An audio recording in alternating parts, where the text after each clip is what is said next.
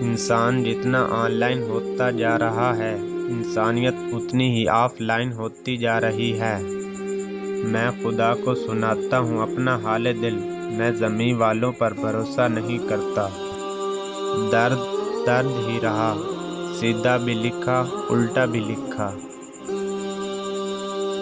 معاف بار بار کرو مگر بھروسہ صرف ایک بار کرو۔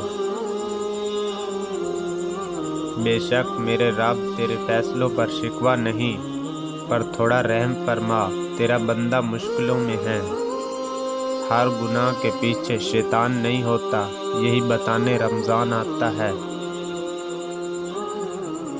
کتنے احسان ہیں خدا کے ہم پر، کبھی پڑھ کر سورۃ رحمان دیکھنا۔ جب رشتوں میں ضد اور مقابلہ آ جائے تو یہ دونوں جیت جاتے ہیں، بس رشتہ ہار جاتا ہے۔ مخلص ہیں تو مختصر ہیں، مطلبی ہوتے تو ہجوم ہوتا۔ لفظ ہمیشہ بے ذائقہ ہوتے ہیں، انہیں لہجے ہی تلخ یا میٹھا بنا دیتے ہیں۔ اللہ تعالیٰ کی محبت سب سے بڑی نعمت ہے۔ ہر نماز کے بعد اللہ تعالیٰ سے اللہ تعالیٰ کی محبت مانگا کریں۔ جو لوگ دوسروں کا جینا مشکل کرتے ہیں، ان کا مرنا آسان نہیں ہوتا۔ کسی کو ذلیل کرنے سے پہلے خود ذلیل ہونے کے لیے تیار رہیں، کیونکہ اللہ کا ترازو صرف انصاف تولتا ہے۔ جو آپ کی برائی کرتے ہیں انہیں کرنے دیں، کیونکہ برائی وہی کرتے ہیں جو برابری نہیں کر سکتے۔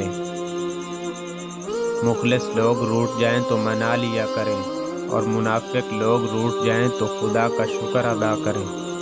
شرط لگی تھی دنیا کو ایک لفظ میں لکھنے کی، لوگ کتابیں ڈھونڈتے رہے، میں نے ماں لکھ دیا۔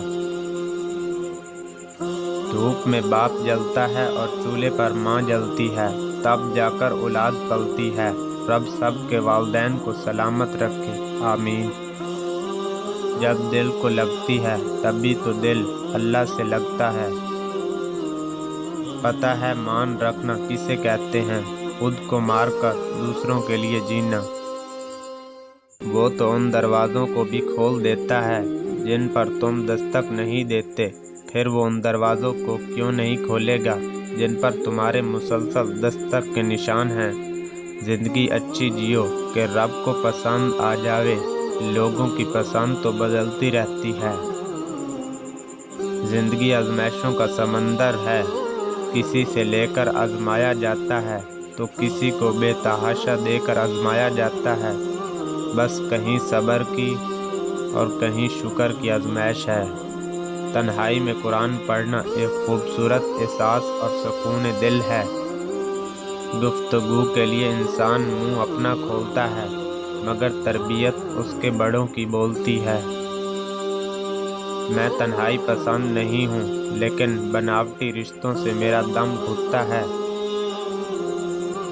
جب انسان اندر سے ٹوٹ جاتا ہے تو وہ باہر سے چپ رہنا شروع کر دیتا ہے۔